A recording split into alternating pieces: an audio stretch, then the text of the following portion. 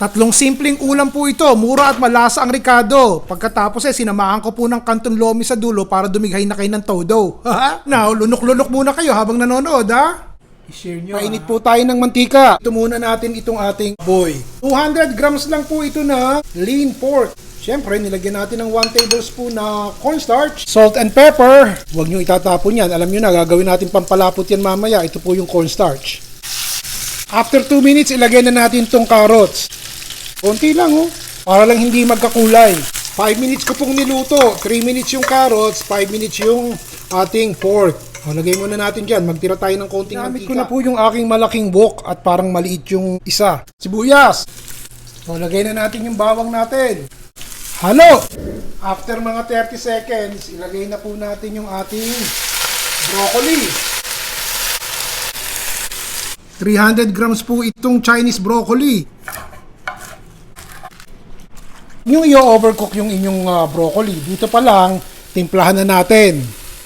Toyo, oyster sauce, patis, halo, sesame oil, mga 2 tablespoons. Yan. Sabawan natin para maraming makakain. 1 cup, tubig.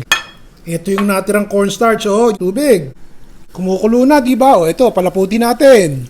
Kumukulo na. Siyempre, malabnaw-labnaw ng konti kahit may cornstarch dahil ilalagay natin tong ating sotanghon na malambot na. Haluin natin. Tignan nyo nga yan. Tapos, ilagay na natin itong ating carrots at saka yung pork na niluto kanina. Yan. Halo. Ibang klaseng sotanghon to. Simulan natin to. Chicken wings. 600 grams po ito. Lagyan nyo na ng maraming bawang. Konting paminta. Hala kayo. Ako po yung naglagay ng 3 tablespoons ng toyo. Kung meron kayo nitong nor, lagyan nyo. 1 tablespoon, okay na. Mas marami yung toyo kaysa sa suka. Ibabad nyo po ito ng mga 3 years.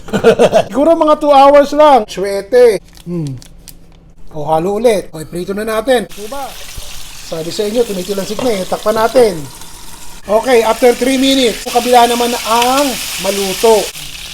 Ito po yung natirang sabaw, ilalagay ko na kasama ng mga mantika. Papatayin ko na yung apoy after a few minutes. Lagay natin dito. Ilalagay ko po yung konting mantika nung natira sa kawali. Tirang mantika, wag na nating sayangin. Ituloy na natin sa sibuyas. Hindi ko nilalagyan ng bawang. Nalimutan ko Carrots. Sige, lagyan na natin ng konting paminta. Pag half-cook na yung inyong carrots, lagay nyo na yung konting repolyo. Konting nor, konting toyo, bahala na kayo sa alat.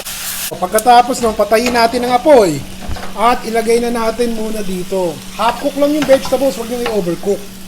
Tubig, konting toyo, paminta. Lagay na natin itong ating kanton. Dapat to, tatakpan nyo to Pine-press-press ko lang ng konti dun sa kumukulo na ating sabaw. Habang niluluto natin yan i-whisk natin tong 2 itlog. Una nyong gagawin, ito po ay 1 tablespoon ng cornstarch at saka tubig. Lagay natin dyan, halo ng konti. Tapos idagdag nyo na yung inyong binating itlog. Halo. Sarap niyan.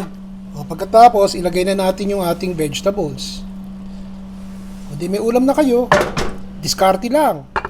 Yan. Kita nyo, sarap ng lomi. Yan ang ating pandagdag dun sa ating niluto. Ayusin ko muna ang presentation ng ating simpleng lomi. Ron Bilaro po.